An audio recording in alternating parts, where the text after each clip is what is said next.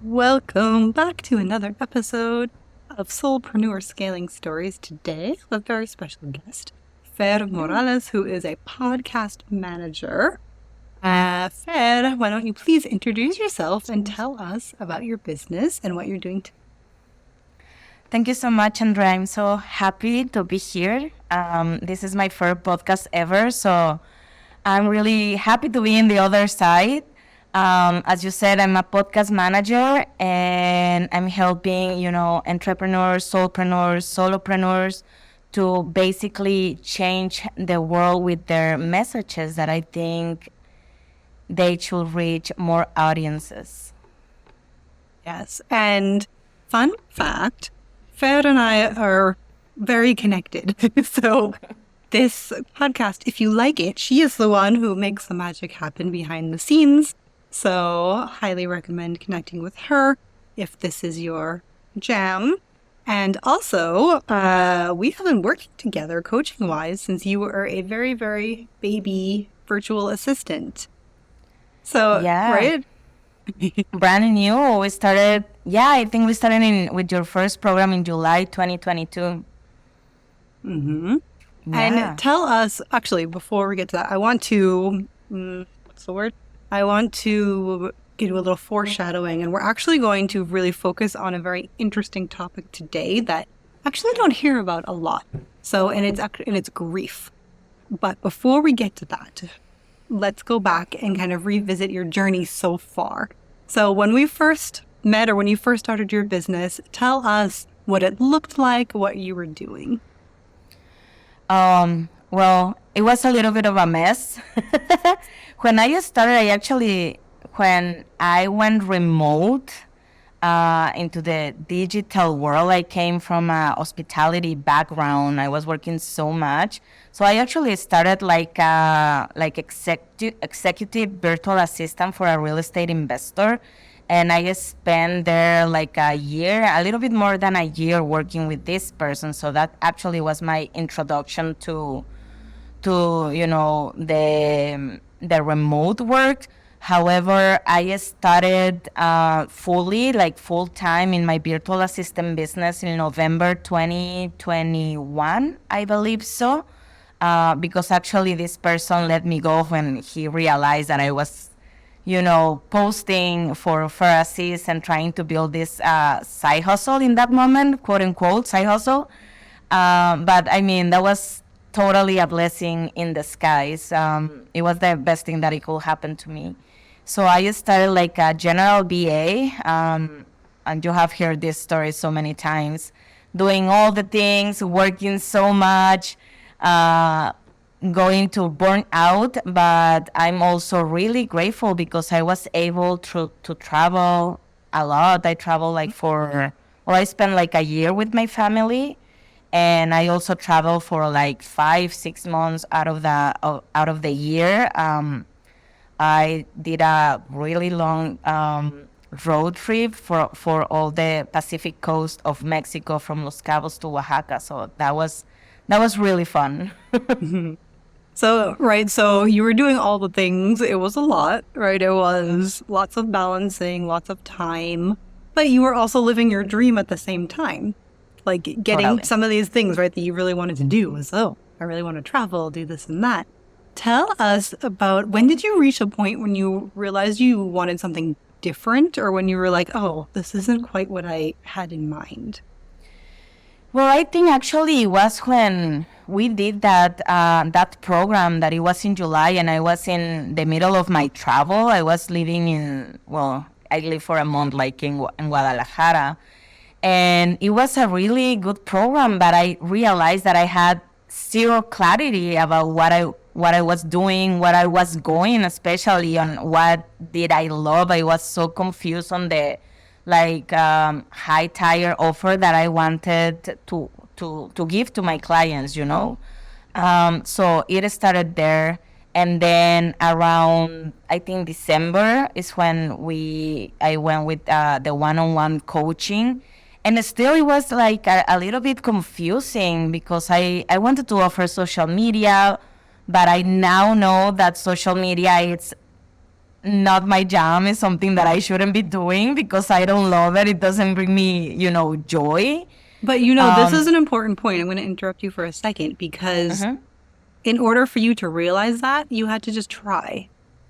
Right. I did explore it. I did offer other services. I did have, maybe I wasn't offering like in my packages, but if I had inquiries about something, like for example, we did an SEO implementation to an already built website, and I was like, no, this is not something that I want to learn, right? Because there are some skills that you actually have to learn to be able to offer. So yeah, it was a lot of exploration. I think I have done a little bit of everything. I also was helping a few music school owners. So I kind of wanted to specialize in the program that they were using, the CRM. But also I realized that I kind of like to be in the back end of things more than in the front end. I mean, I have extensive customer service, but also it's something that I don't want to be doing anymore. And this is important too, because it's not just the actual service itself, right? It's also what that means for your life. And I know we've talked a lot about this, you and I. It's what is the lifestyle that you want to live, and that's really the ultimate goal, right? Because that's why we're doing this. And it was like, do you want to be on calls? Do you want to work normal hours? Like, what do you want to do? And you really wanted to work when you wanted to work, and not be on all these calls and do stuff in your own time, right? Right. Yeah, I think when we did the exercise about, build your dream week, build your dream day, that's when I realized, like, I want to have like a long morning routine. I want to start working at 10 in the morning, and I still, right now I'm working on my time management, so I'm time blocking for 2024. We finally map it out, and I'm doing the work. And when I see that, the time blocking, that it's a 9 to 5, I feel so much resistance because I want to have the flexibility, like to say, this morning I'm not feeling like working, so I'm just gonna go to the beach and I'm gonna work at night. And that's funny because I never thought of myself like a night owl, and now I really enjoy, doing, like, editing a podcast at the end of the day, because also it's like some time to reflect, and that's the part that I love the most about podcasting, right? That I get to choose my client and the stories that I wanna listen to, because that's the main job. Right. You have to listen to everything and say, well, you better like what's happening or you'll be really bored. Exactly. It's so funny you were saying that you didn't think you would be a night owl. And relatedly, I work. So I'm in Spain, but I work mostly more or less US hours. So I start working at like 3 in the afternoon, which I love. And then I work until like 9 p.m. I don't know, something like that. But when is my most creative time, and when am I like in the zone? Friday nights, when everybody else is out like doing their, like, I am like doing my stuff, like my creative stuff on Friday nights, like super random. But I love that, to have that flexibility, to be like, oh, this is what I want to do. It's funny that you mentioned that, because I used to hate going to the resorts that I work on Sundays. I was like, this is a day for rest. And now it's like, oh my God, this Sunday I'm going to do this and I'm going to do that, because it's so quiet. I know that I won't be receiving, like a Slack messages, or it's the time for really, putting the work in whatever that I need to catch up or that I need to plan. And I just love it. It gives me, I don't know, it's just like a whole other new mood to be working on Sundays and loving it, especially. Yeah, it's funny how things shift like that, and we get to embrace it because we have the flexibility. So I think that our main topic today really ties into how you decided to really like up level and scale through being a podcast manager. And I want to say also that you're in the process. So the actual scaling part, there's a plan, which we will talk about. But we're getting there. So how do you want, I'll leave it up to you. How do you want to talk about it? Do you want to talk about how you made the decision, or do you want to talk about the story and how podcast managing fits into it?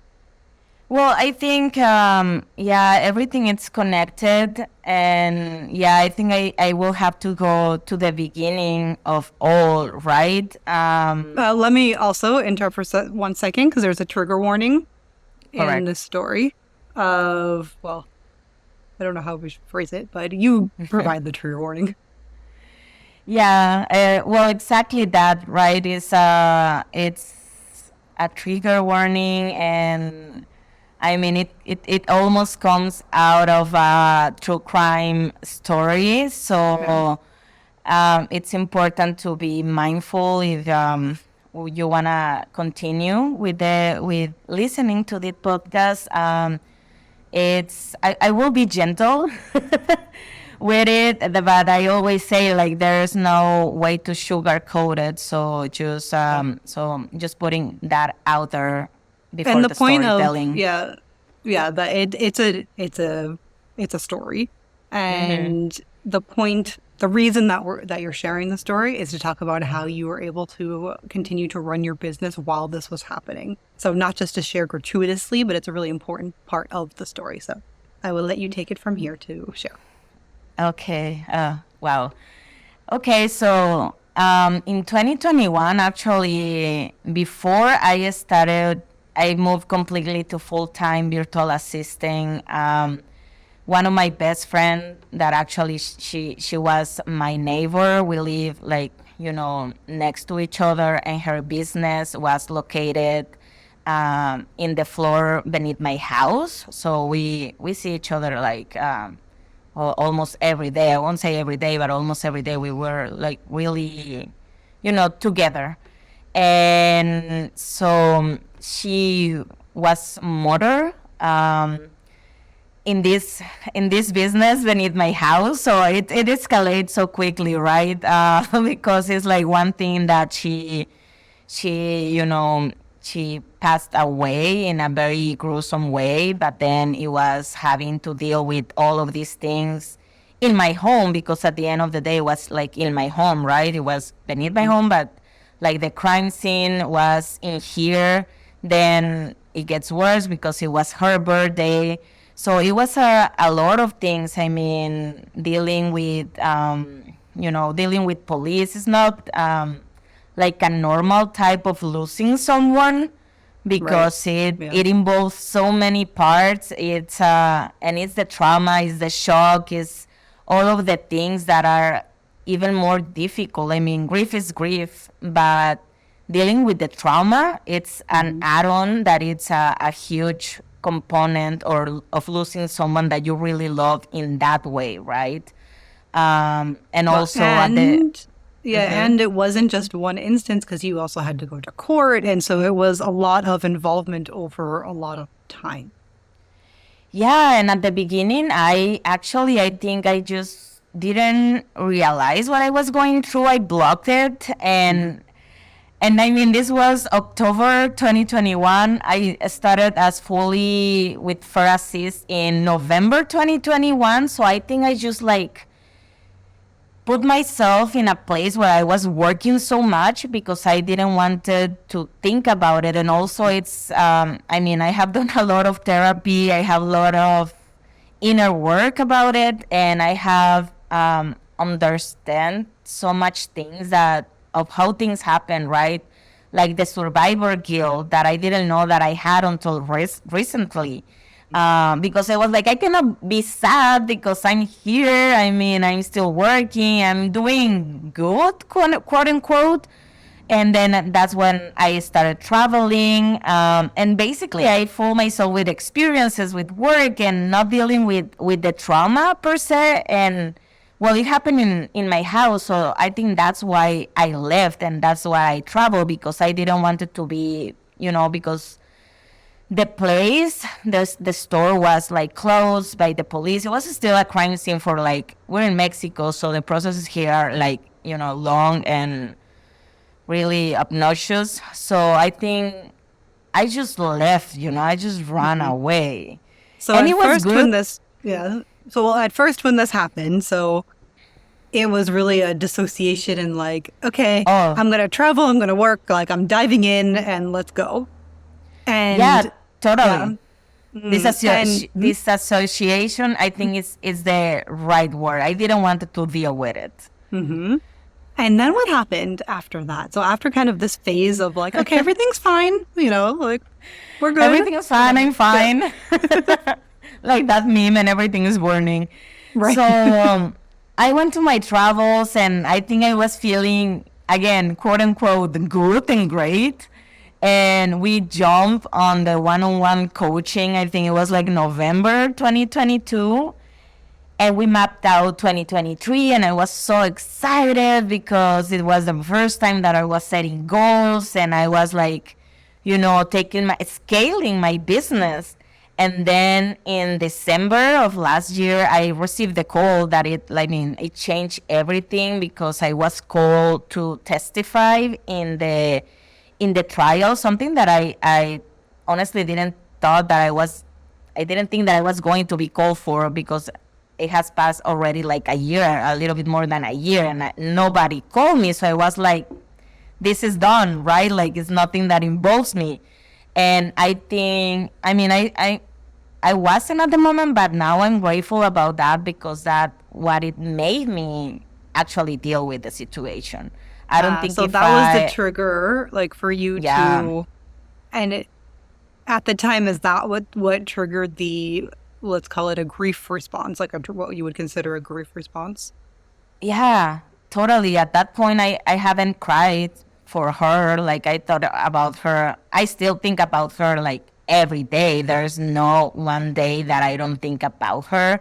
And some days it feels like it's a really strange, because it's like a parallel life that I Yeah. have, Yeah. that I get to forget at some points, and then it's like it clicks again. So I enter in this reality of what happened, because again, it's like, he has changed so many things, like trust in other people, like being afraid almost of being outside sometimes. Like, I don't talk to strangers anymore. Like, my circle has become like really, really small now, because I'm just like in alert mode all the time. And that's something that I'm still working on, not be like that, because it is a trauma response, Yeah. definitely.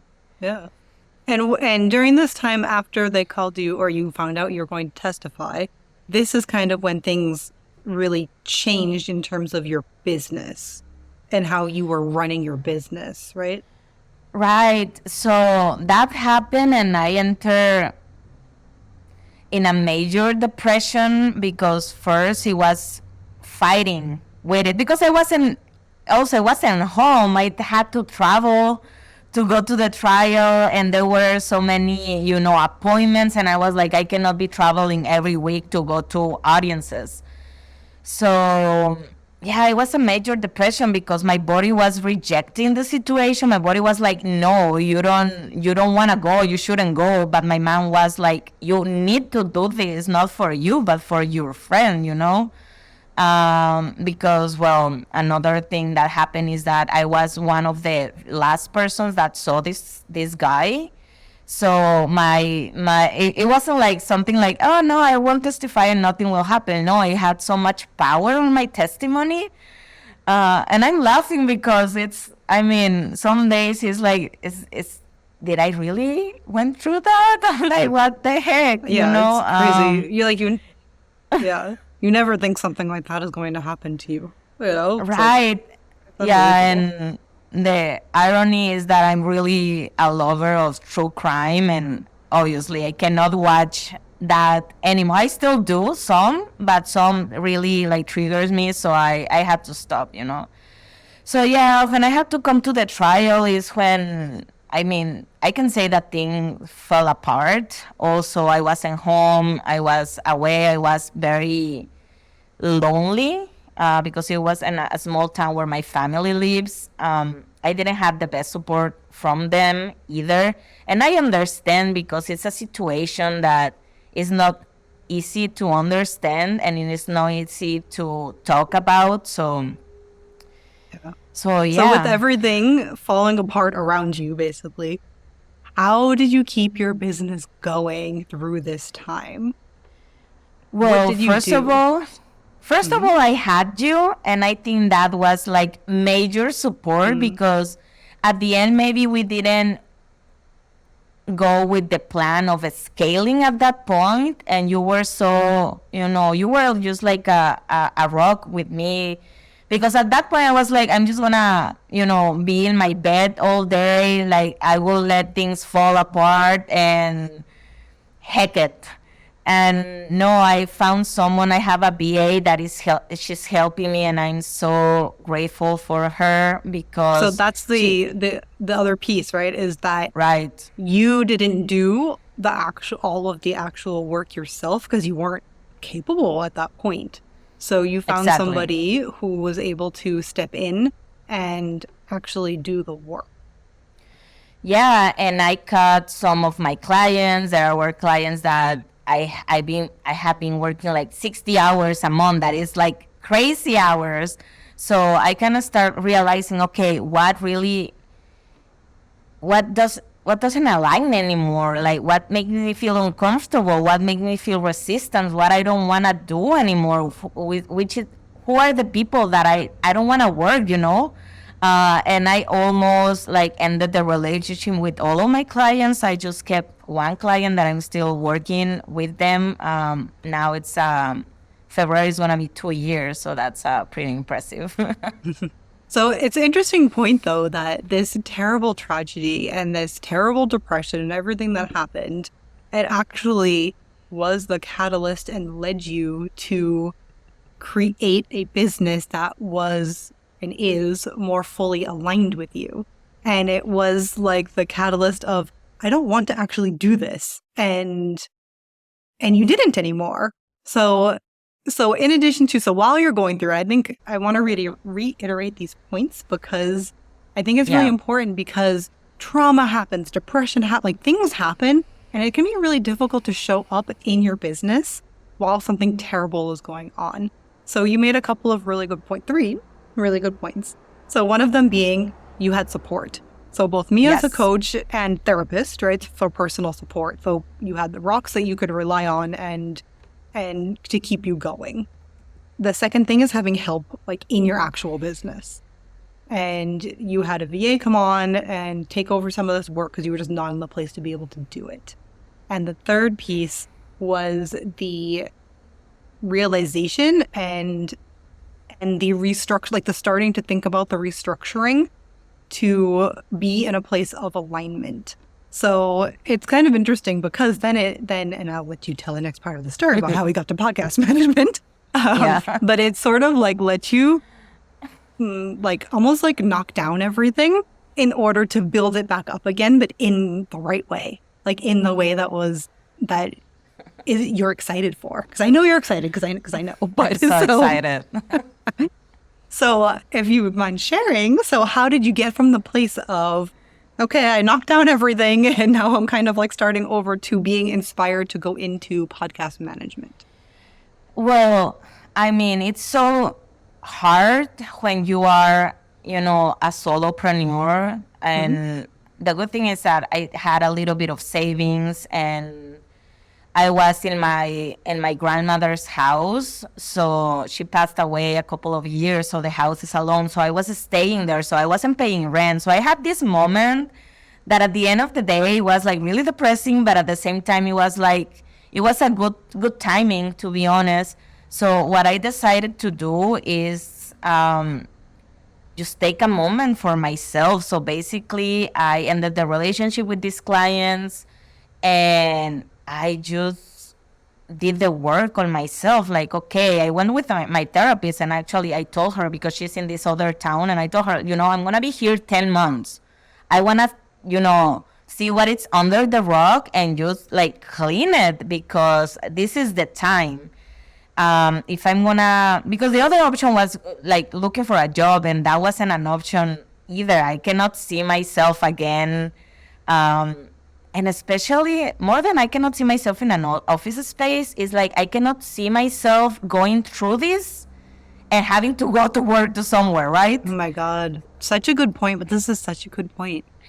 It's like, what would you have done if you had a job? Like, you wouldn't have been able to keep this job. No, Like, not oh, at all. Yeah. No. At that point, I was crying every day. So I think the most important thing is, be honest with yourself and take out the stress out of it. It's like, okay, this is probably, I'm not going to be making a lot of money this month, but it's okay.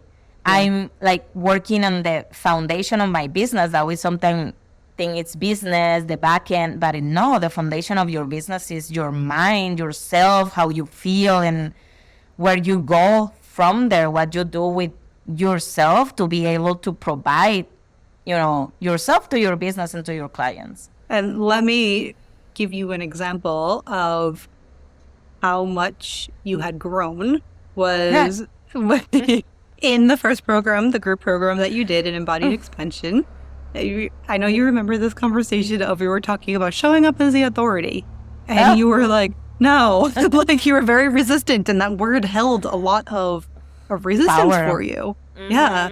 And then after going through all of this, you were like, hell yeah. like you had grown and did so much of the inner work that came through not only personally, interpersonally, but also in your business and helped you to be able to show up and believe in yourself, even in this new venture. You have so much more confidence now, even though the podcast management, is newer than you did before as doing in admin things. So that's the power of doing the inner work. Yeah, totally. I do feel now I see the word authority because, it was like saying a bad word for me. I was like, I cannot say that because it was just like so scary. It literally made my body, shake. And now that I'm planning for 2024, that I'm doing like the content strategy, that I'm putting things onto my website and all of that I just feel so much joy. And I mean, you have asked like how I get here, and it was basically that. Like I feel that podcast basically saved my life at that point. Like I was listening to so many podcasts. I didn't want to be calling my friends like, oh, I'm depressed again. I feel like this every day. I didn't want to be like, the downer. So I was like, okay, no, I isolated myself a little bit, and I know that is not the best, but that's what happened. And I rely on the podcasts and the podcasters. And then I was like, one day, like, it just clicked. Like, this is a skill that I can learn. And that's the funny thing about the entrepreneurial thing and the virtual thing, that there are so many things that you can do that when you're in another mindset, you don't realize. So I don't know. I know, again, perfect timing. I found a course that it was like affordable, that was really good. And I still entered to it like with the mindset that I might not like it. I have never done it. I have never had a client asking me to do something about podcasts. So I was like, okay, I'm going to take this course and we'll see if I like it. And I freaking love it now. You were open to it. And it's so beautiful that also out of this tragedy, you found something that you're so passionate about. And you have this story of how podcasting really saved you. And now it's like you're giving back, by working in this industry and in this field. Yeah, and my friend that passed away, she was always an entrepreneur. I mean, she since her like younger years, she never worked for someone, and she always tell me like, she called me Bonnie. So she always told me like, Bonnie, I know that you can do something. I started my business with like $20 in the bank. I know that you could do it. And she was always encourage me, and I was like, so afraid of leaving my security. Mm-hmm. And now that I feel so much joy, I mean, I really wish that she could see it where I'm at right now. But I talk to her and I tell her, like, do you see this is happening? And I'm sure like she is very happy for myself, and that gives it so much meaning. Like it's more meaning, for me, but also, I feel this is something not for her. I don't know how to put it, but I'm honoring her, Yeah. like following my dream and my freedom and all of that. That's beautiful. I love it. Cry. Yeah, I might cry too. We're going to get through this. We can do it. So you've gotten into the podcasting, you've had some experience, and You don't have to share all the details, but you do have a scaling plan, and there are things in the works. I do. Right? Yes. Yes. And you're coming to it from a place of clarity, from a place of you know what you want, from a place of having the strength and the confidence and knowing what your intuition is telling you, and from a place of being so passionate about it. And these are the important foundations that are needed in order to scale and do so intentionally and do so in alignment. So you're not just back in that place of why am I working with these clients doing these things, that I don't even want to be doing or whatnot. So I know it's been a journey for you, and but that just makes that, I don't know, it just makes it so much better, like I'm so proud of you for everything you've been through and for continuing to do this and for not giving up, because a lot of people would have just given up. And so for going through the grief and everything, and also for sharing the story, because it's incredibly brave to talk about these things and do so vulnerably. So I really appreciate it. Thank you. It's definitely not easy. It's getting easier to talk about what happened. And I mean, for a time I was like, I don't want to talk, I don't want to say it, but because also I feel that it's putting something heavy in the other person that receives the message.